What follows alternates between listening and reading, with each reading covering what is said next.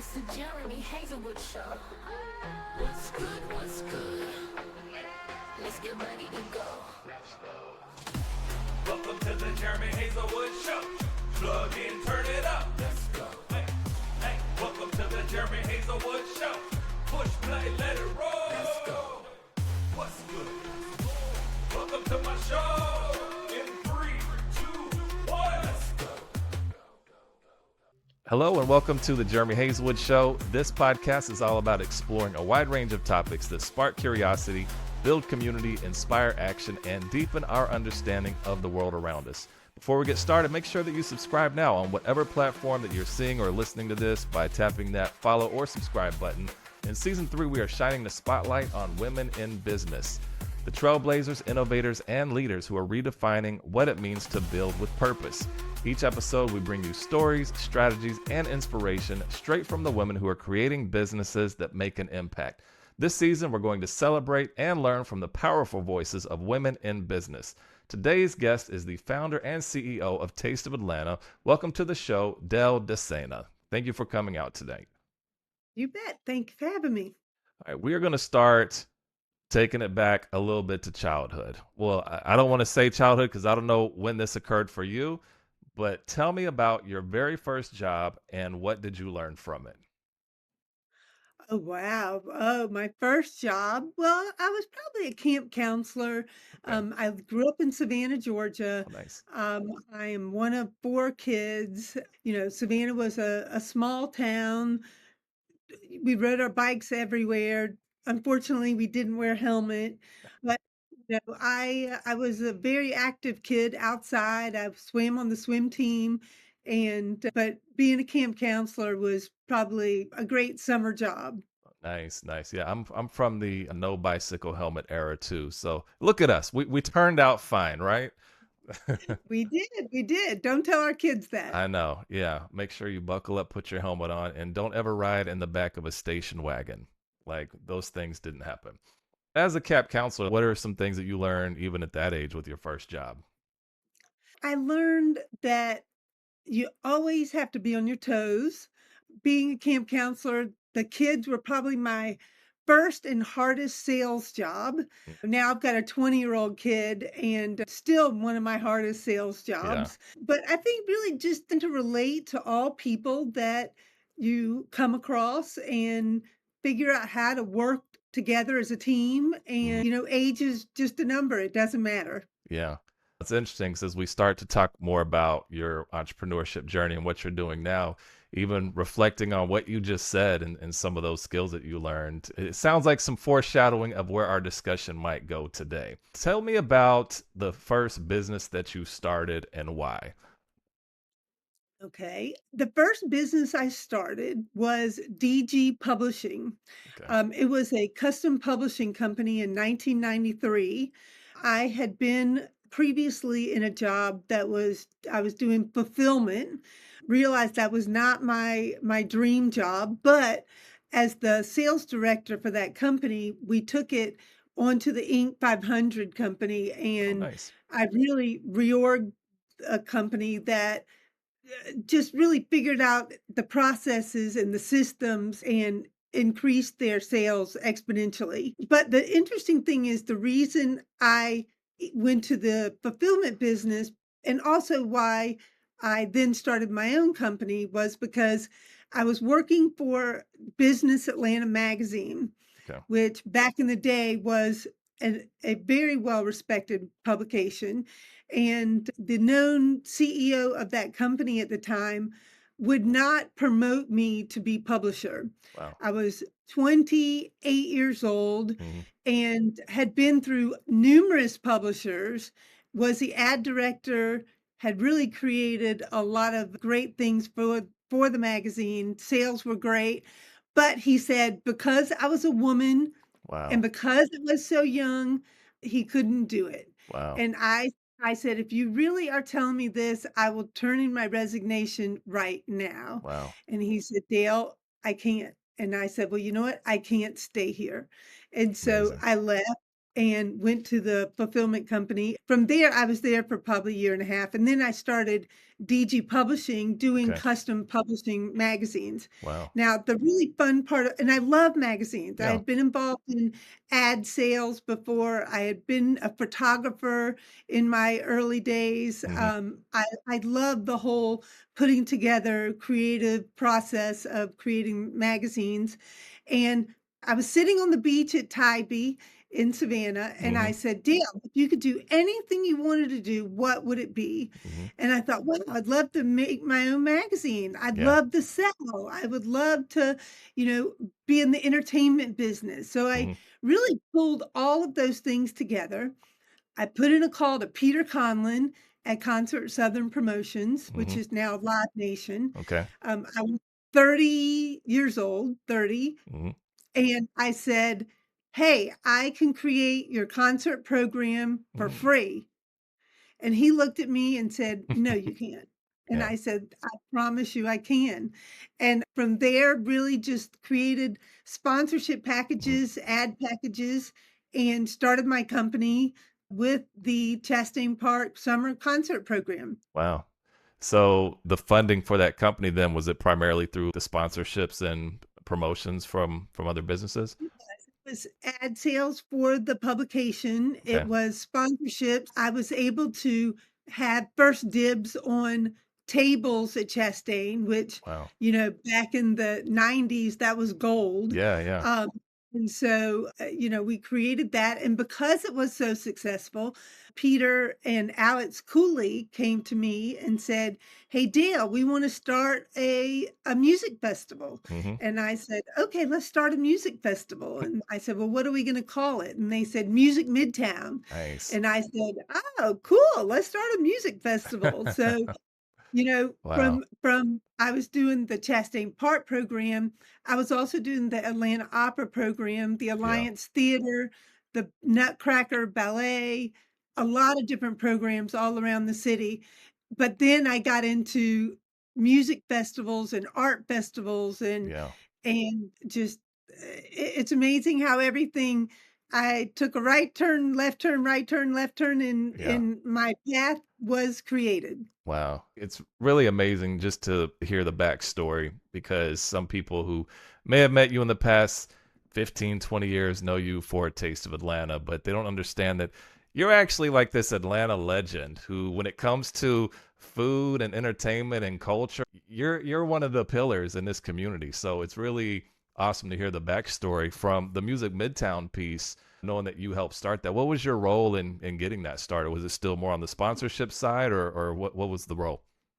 Well, back in the day, and this was like 1994, Yeah. we were in charge of selling all the sponsorships. Hmm. We were in charge of creating the poster, the graphic design, the look. We created the logo, Hmm. everything. Back in this time, there was no internet. Yeah. There were no real cell phones. We did eventually create an app, but we were really more in the financial side of raising the funds to create the festival. Okay. Wow. Back then, we had 11 stages. We had 300,000 people over 3 days. On the 11 stages. on the first Music Midtown? I think we really kinda came in on the 2nd Music Midtown, because Okay. the 1st one, the people didn't fulfill everything they were supposed Gotcha. to, and I Gotcha. kinda came in Yeah. on the 2nd year. But it was held where the Federal Reserve is right Hmm. now, Yep. 10th and Midtown, Okay. and that was all trees, land, Hmm. grass. There were no buildings, Yeah. and we closed down the entire, like, 4 or 5 city blocks, Wow. and the festival was born.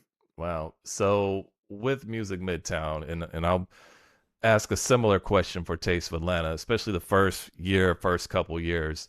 It just had to be chaos because you're tying so many different pieces together, from just logistics of pulling off a music festival, period, and blocking off the city. There's got to be so much. Tell me some of the stressors or the barriers that were in place, the challenges just getting it off the ground.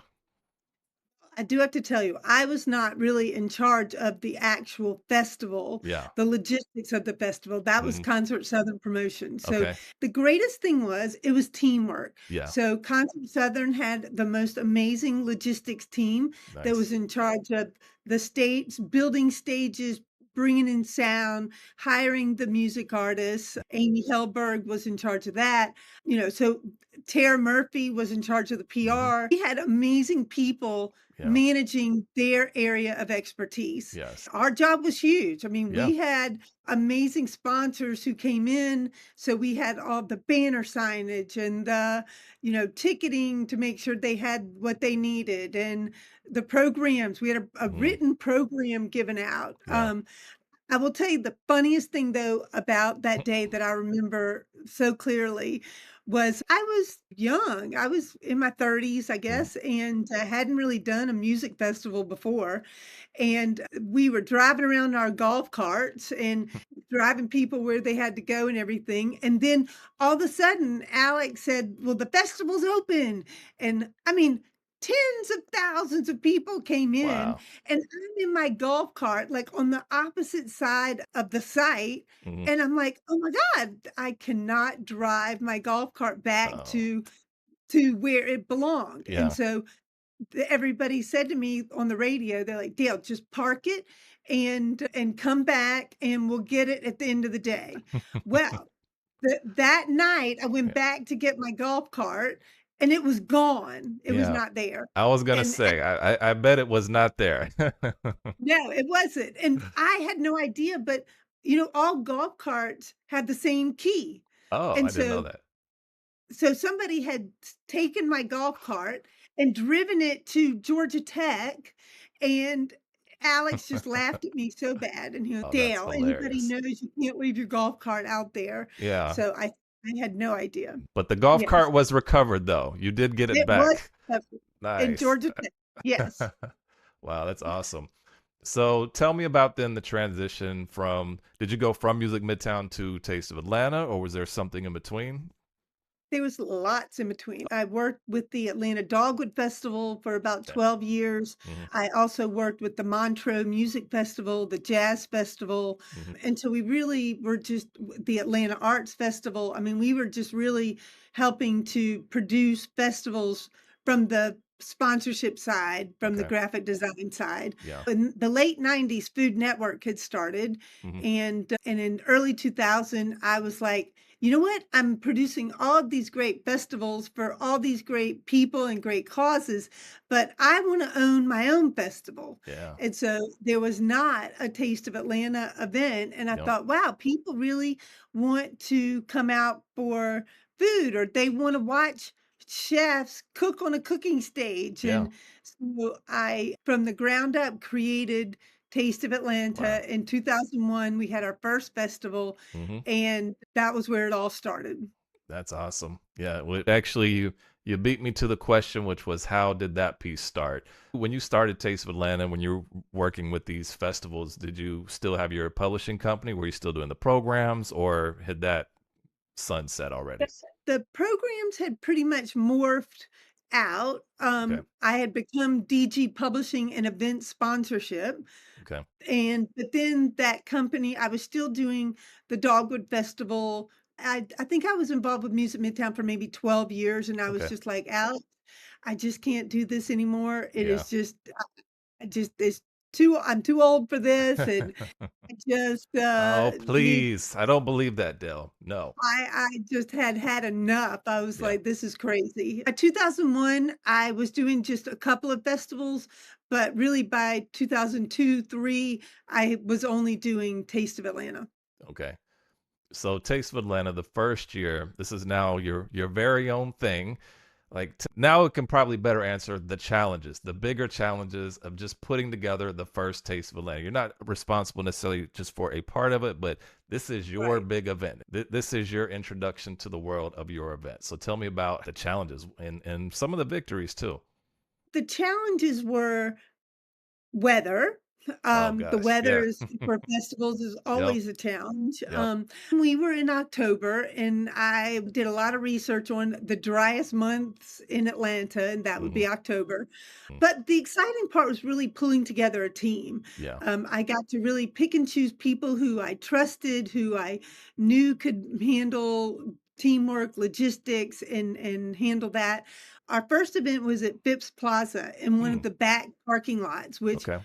they're all now office buildings, Yeah. but there used to be just paved parking lots. Hmm. And we put up a Cirque du Soleil-like tent, Okay. and it was huge, it was big, and it was air conditioned. It was Nice. air conditioned. It was crazy. It Yeah. was expensive. It was unbelievable. And we built it by adding restaurants. Now, the restaurants back in the early 2000s, they were not really chef-driven restaurants. Hmm. Chef-driven had just started. That name like was just created. It Yeah. was a lot of chain restaurants, a lot of big corporate, you know, Ruby Tuesdays, Right. Right. Yep. you know, Applebee's, it was crazy. But Buckhead Life Restaurant Group did exist, Hmm. which is Pano Caratassos, and Kevin Rathbun worked for Nava, one of Okay. the restaurants, and, Jerry Kliscala worked for Buckhead Diner, and then Jerry started Aria, like, the next year. Okay. Um, we were really on the cusp of finding great chefs who understood what we were trying to do, which was really showcase the dining scene in Atlanta. Yeah. The mission from the festival, I have stood by it for 24 years, which Hmm. is turning tasters into diners, Nice. and really created the festival in order to help restaurants get butts in seats. Yeah. They needed customers, they needed people to understand what made their restaurant an amazing restaurant, why their food was good, why their chef was good, and where their food was coming from. And that transition was just happening. Yeah. So it was very challenging to pull together a Hmm. a team, but it was so much fun. It was Yeah. a lot of fun. Yeah. Had you seen other tasting events in other markets and you're like, we could do something like that in Atlanta? Or was this just like, this seems like a good idea and let's see if we can pull it off? I did go to a few other festivals, but Mm-hmm. back then, honestly, there were not Hmm. really other big Taste of Atlantas. They were outdoor street festivals. Right. And while that was a great idea, and I liked that idea, I was more worried about the weather. I was Yeah. worried about the experience for customers and what was going to make it a great way to kind of eat and greet with the chefs. How are Yeah. they gonna get to know the chefs? And being under a tent made it feel more Mm. inclusive and Yeah. more Kind of more intimate. upscale. Yeah. Yes, more intimate. Yeah. So, but there were not a lot of taste of festivals like there are Yeah. today Yeah. that had not even occurred to people to really start that yet. Yeah. I've been in Atlanta since 98. So I've seen tastes, even like not just in the Atlanta metro, but all over the state, like the Southeast. Like you see them now in a lot of different cities and markets in the US. So, I like to think of really the work that you did pave the way. There's probably a lot of people that visited Taste of Atlanta and we're like, we're going to take this concept back to our city. Definitely props to you for being a visionary with that and taking a chance. And when I look at you starting Taste of Atlanta, sure you have sponsorships and everything like that, but one of the things that I want to get into for the listeners, and we don't have to go too deep into it, but just kind of an understanding of like, how does funding come together to pull off something like that aside from sponsorships? Aside from sponsorships Hmm. or from sponsorships? Or so is it all like your Taste of Atlanta, it's 100% sponsorship, or are there other? Yes. I Okay. see. No, I mean, well, you've got ticket sales Mhm. and then you have sponsorships. Yeah. Talk about teamwork. You have to build your asset bank. So we had to make sure we had good media partners, Hmm. media, print, radio, TV, and nowadays digital. Yeah. We have to be able to figure ways that we can include sponsor mentions, sponsor logos in those advertisements. Yeah. We have to, build a bank of benefits for the sponsor, and that's not just tickets. Again, advertising tickets. Mhm. It's on-site presence. It's activation. It's, building the whole package Yeah. and then being able to sell it to, you know, again, Coca-Cola. Mhm. You know, I have been very fortunate that Coke has been our sponsor for every year I have been in business. That's awesome. For every festival I have done, every Taste of Atlanta event I have done, Coca-Cola has been there. Yeah, that's Uh, great. and I'm so proud to work with them and have them as a partner. And, they trust what we do. We Mhm. trust what they do.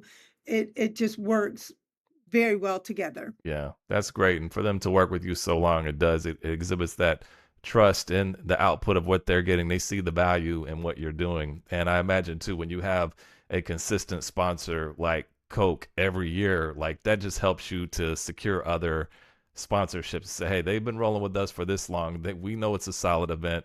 So it can encourage other people to start writing those checks and get their sponsorships as well. So with Taste of Atlanta, shifting a little bit, so that's how it all started with Taste of Atlanta, and now it's evolved. You have a few different brands underneath the Taste of Atlanta umbrella. Is that correct? Like, talk a little bit about that. Well, I will say that, 2020 COVID made us all pivot, made us all rethink our businesses. Yep. 2008, we had a recession, killed us then. Yeah. We survived. You have to constantly be thinking, what am I going to do? How am I going to survive this? How do I pivot? Where do I go? Who do I talk to? And that's the key. You've just got to constantly be thinking on your feet, talking with your partners, what ideas are going to stick, what's going to make money, what do my sponsors want to see. When 2020 came, we couldn't have a festival. We Yeah. didn't have festival really in 21, but we pivoted to create smaller, more hyper local tasting events in 4 communities around Atlanta. Hmm. So in 2018, 2019, Taste of Atlanta had grown to be 40,000 people over 3 days. We were working with 100, restaurants every year Hmm. to produce a 3-day event. Hmm. But in 2018, 2019, I really started to ask myself, is this sustainable? Is Mm. this $1 million festival for 3 days something that people want to continue going to? But is it more importantly even something that restaurants can support? Hmm. Are the restaurants still seeing the The benefit of value. being Yeah. involved in an event like this? Yep. And the answer was maybe, Hmm. because staffing in Oh 2018 gosh. Yep. was horrible. Yep. I mean, restaurants were opening left and right, but there was not enough restaurant staff to fill all of these restaurants. Hmm. And then restaurants closed, Yep. and restaurants were not able to be at a 3-day festival. Let me tell you about one of my biggest ideas and achievements Yeah. in the festival business was I was the first food festival to bring in RFID wristbands. Wow.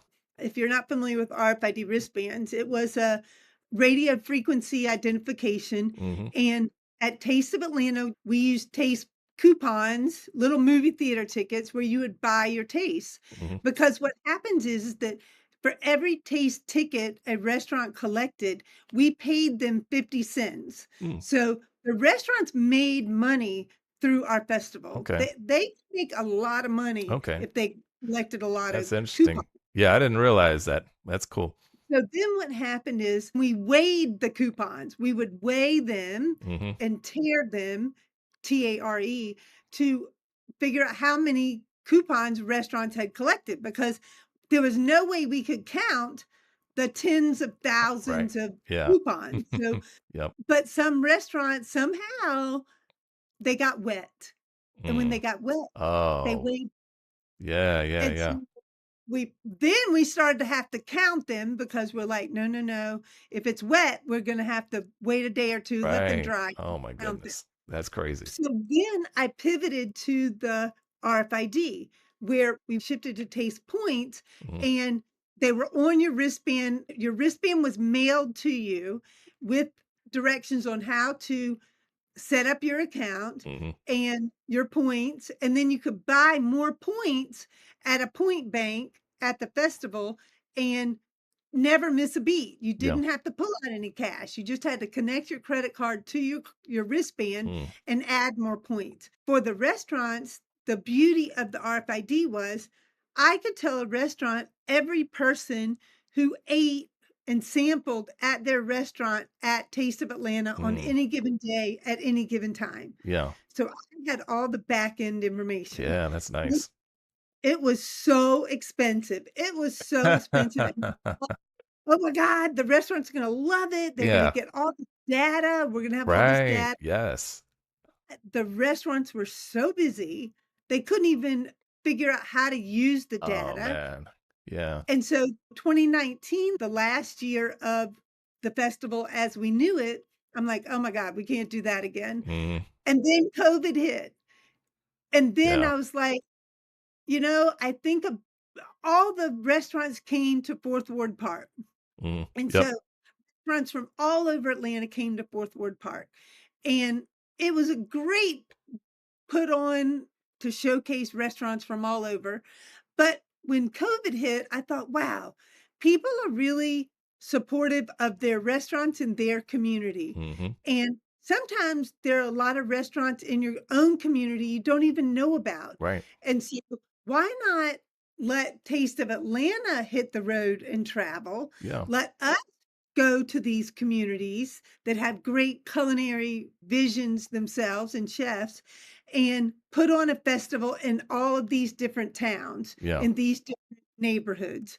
And so by going hyper local, we chose 4 communities: Buckhead, Sandy Springs, Alpharetta, and Midtown. Okay. And they became grand tasting events. Yeah. So grand tasting Buckhead, grand tasting Yep. Sandy Springs, though, we have been doing an event. I live in Sandy Springs. We've been Mhm. doing an event called Food That Rocks. Mhm. And that really was a takeoff on the VIP Friday night of Taste of Atlanta. Okay. So we really kind of spun the Food That Rocks VIP tasting Mhm. to these grand tasting events. And that's where we are today, Wow. is really producing these smaller, hyper local events to showcase restaurants in those communities. Yeah. There's so much that you just said the past couple of minutes that could be unpacked for a whole separate episode.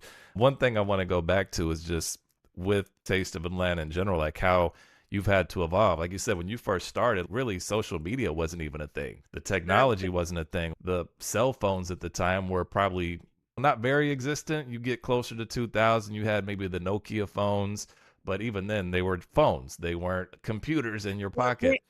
Yeah, so Correct. for you to continue to innovate and figure out, okay, here's the technology that's available. How can we use that? That's something that you always would have to be thinking about, especially if you want to have success every single year, because it's almost like the customers demand it. And you want to give an experience, especially with your brand. You've created a brand and an experience that people expect really just almost the best of the best. So you're going to bring the best technology, you're going to bring the best experience. You've brought in chefs from all over to have private cooking experiences at your events. But one key thing that I think is really instrumental to point out is sometimes you have great ideas, even the people are ready for them, the public's ready for them, but logistically, if your partners aren't ready to execute, like with the RFID, that's a brilliant idea. In theory, it should be amazing for the event, but when the actual restaurants are having to keep up with it and then they're not really ready for the technology or how to use it, it creates a problem. Like I said, it's very expensive, but it's like you tested that out and you learn. And I think as an entrepreneur, whether it's running a festival or running something else, is like try something. Like it was a risk involved with that. It makes sense, but it's like there's a risk if we don't do it, but there's also a risk if we do it. But you have to try things to learn. And I think that even just goes along with being an entrepreneur. think back to the beginning of this discussion and you basically being told, no, you can't advance in your career because you're a woman. And for you to take that and be like, okay, well, let me show you what this woman can do. And you've got this amazing track record of running events and just having success and innovating. What do you see as being the next chapter for you? Is it still Taste of Land and expanding that, or are you interested in maybe doing something else down the road? It's funny you ask that now because that is a question I'm asking myself a lot. Yeah. I love what I do. Mm, We're celebrating our 25th anniversary next year in 2026. that's great. We're gonna do something really fun and exciting. I don't know exactly yet what that's gonna look like, but Hmm. we're trying to create that right now. Yep. But also too, I like the idea of the upscale hyper local tasting event. I Hmm. like helping different communities. I mentioned before that I'm from Savannah, Hmm. and we are going to create a grand tasting Savannah Yes. event Yes. in November of 26. So Awesome. you've heard it I here might go first. there. I might go because I love Savannah. That's where I got married. So I will be keeping in touch with you to find out dates and all the logistics. There you go. The interesting thing about that event too is that we're going to do it 2 nights, Thursday night and a Friday night, Okay. because we really want to do something Thursday night for the local people who live Okay. there. Yep. And then Friday night, we're going to create for the visitors who come into Savannah and create something Friday, Saturday, Sunday with the restaurant. So Yeah. I'm really excited about doing something in Savannah. It's a great community, a great restaurant town. Yep. They haven't done anything there for 5 years, so this is going to be their sort of coming out party. Their Yeah. let's showcase the Savannah restaurant scene. Yeah. That's great. Now, so you're from Savannah. You used to have family out in Savannah, or is everybody I do. okay? No, yeah, actually, all of my siblings, all Okay. three of them live in Savannah with their families. Okay. So when you go to Savannah, then you're staying with family, or are you staying like in a hotel in the historic area? I stay with family. I Okay. stay with family. Okay. But you know what? There is something to be said about staying in hotels. Yeah. I've not had that experience Hmm. really, but well, except at my wedding per se. Yeah. And many years ago, my mom had a house in downtown Savannah, Mm, but one of the only modern homes at Jones and Haversham. okay. So growing up, I stayed there every time I went to visit. Yeah. Yeah. No, that's awesome. I'm sure you have great memories of that. It's such a beautiful little town. It is. So let's talk about a couple things here with owning your own business. Like, what do you love about it? And what are the things where you're like, I could do without that? I love being able to be creative and think of new ideas and figure out how to make them happen. I love being able to pick the people that I want to work with. Hmm. I love the whole process of creating an event. Hmm. What I am not so in love with is the administrative part. But I have a great bookkeeper, I have Good. a great team, but I still find myself taking on a lot of the tasks of the event that I probably should not be doing, but Hmm. I fall in that horrible place of I could do it quicker, faster, and get Hmm. it done. Yeah. Yeah. And I would love to be able to step out of that role and have someone else, really just take that part over. So honestly, what I'm looking at right now is, finding someone to sort of help me logistically manage that back end of all of the festival details. Yeah. Yeah. No, that's a lot. I feel the same about mine. I think everything you just said is like echoed for my own business. It's the admin stuff I don't enjoy. And then also just as a leader, there's things that you can do quicker, faster, and you know you'll do it right. And it's like, let me just do it myself. When it's like, gosh, taking the time to train someone to do it, in the end, it's better because you have more free time to do the creative and the things that you enjoy doing. But it's just when you need it done, you want it done right. So I can totally understand that piece. What continues to drive you with your business to make your event so special? I want people to think about Taste of Atlanta as being the best. I want our events to be the pinnacle of tasting events. Mhm. I want anyone to come in there and go, "Wow, that was so much fun." Everything from the restaurants had great food, my bartenders and my sponsor brands who have been with me so many years, Diageo, Pernod Ricard, they're the best partners to me because they create great cocktails and Yeah. they create great activations and they are a part of the vision of why we are successful, but why we are known to be the best tasting event in town. Yeah. I just want people to come away saying, I discovered some great new restaurants and Yeah. I discovered a great new brand of a spirit that I Mm. didn't know of before. Yeah. Um, I learned that at Taste of Atlanta. Yeah, it's like getting people excited about the food and drinks that are in their own market. Like, and I can relate to that. Just being kind of the person that enabled that and allowed that to happen. I would imagine brings a lot of satisfaction to you. It does. Yeah. As well as I wanna be known as the event that has enough trash cans. Oh gosh. That's I like want the the quote. I want to be known as the event that has enough trash cans. That's like that's it. It's this episode is done. We've finished right. what we Yeah, set but, out to do. people go to events and it's filthy, it's Yeah, gross, it's dirty. It all plays together. it does. Everybody has to work together to make Yeah. the experience spectacular. That's actually really amazing how the way that you have to think, this is your event, your name is attached to it, and you have to think about everything from the quality of the food and the restaurants and the chefs all the way down to the trash cans, everything in between. It's a lot of responsibility, it's a lot to juggle, and you have to have a really good team to help you with that. So, when you're not working and running your company, what do you enjoy doing?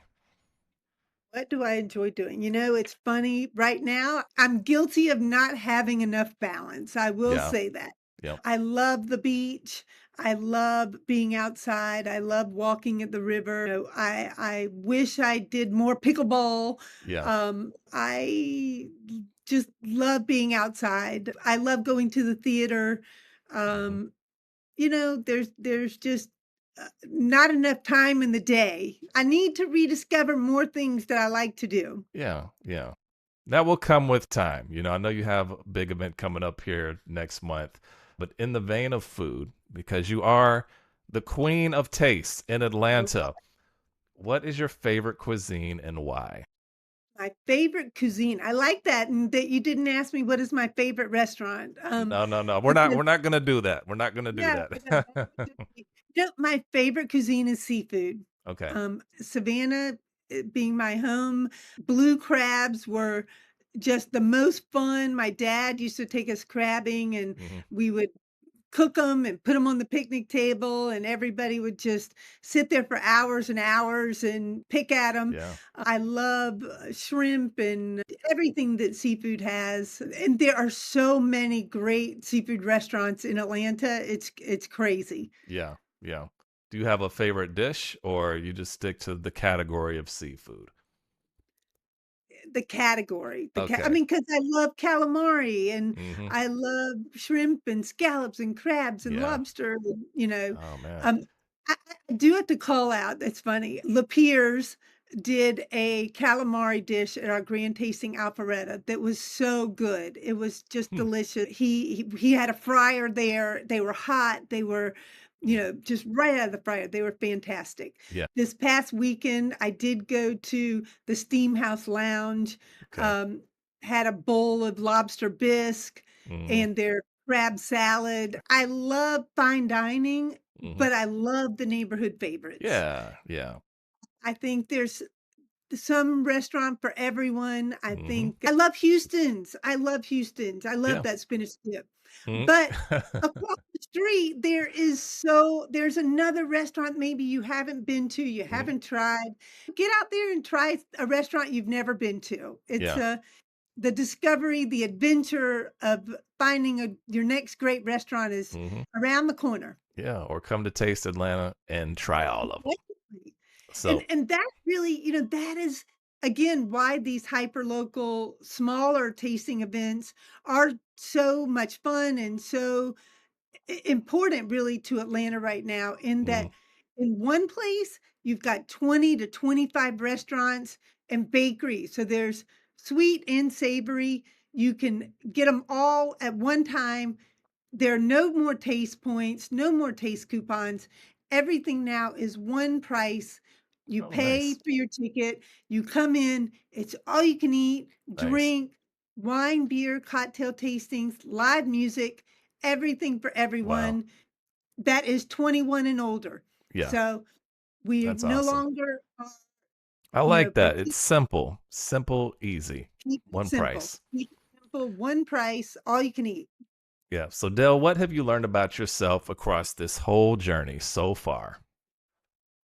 It's funny. I always bring up a post or a sign that I have in my office, and it says, if you do what you've always done, you'll get what you've always gotten. Mm, And for me, want to mix it up. I am not afraid of change.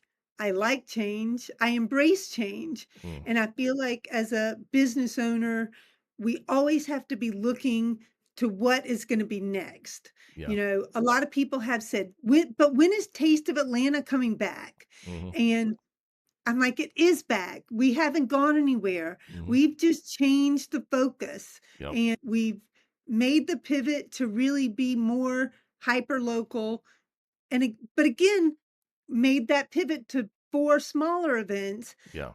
but we're still focusing on the restaurant success, Yeah. showcasing the chefs, showcasing what they have, where they are, how can we help them improve their businesses? Yeah. The goal is still the same at the end of the day. Still the same, turning tasters into diners. That's it.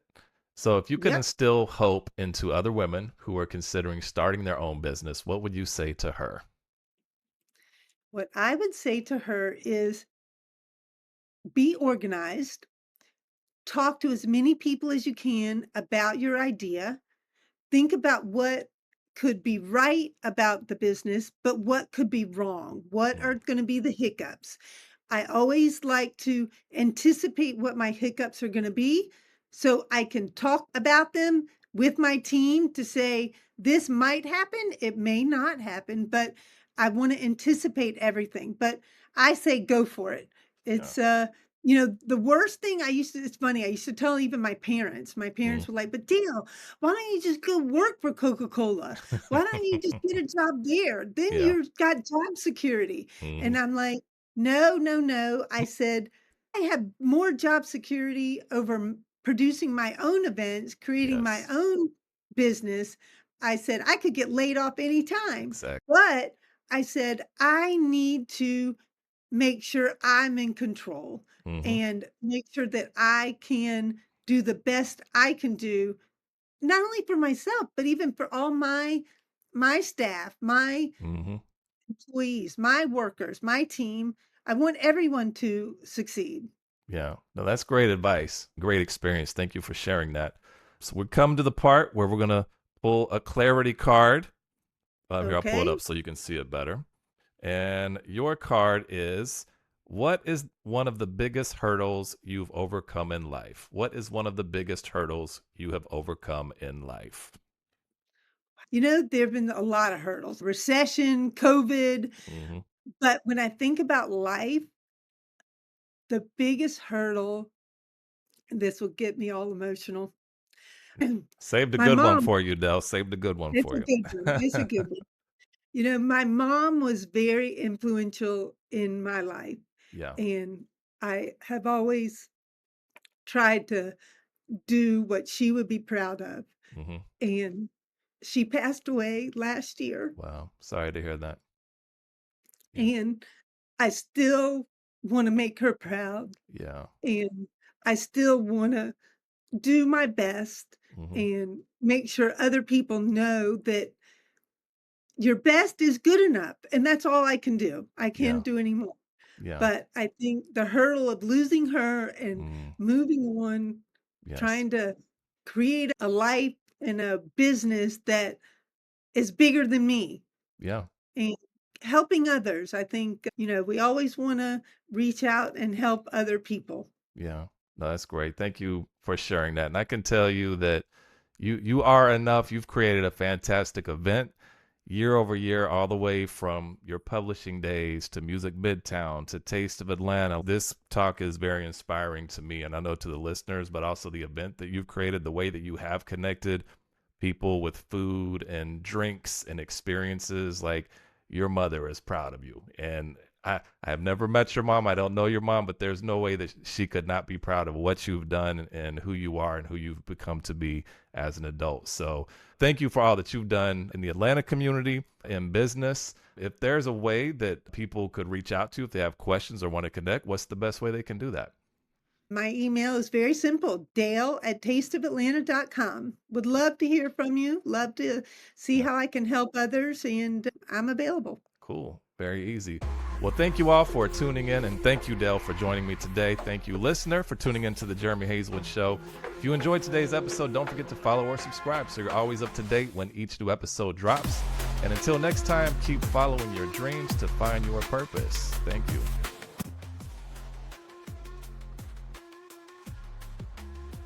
Let's go.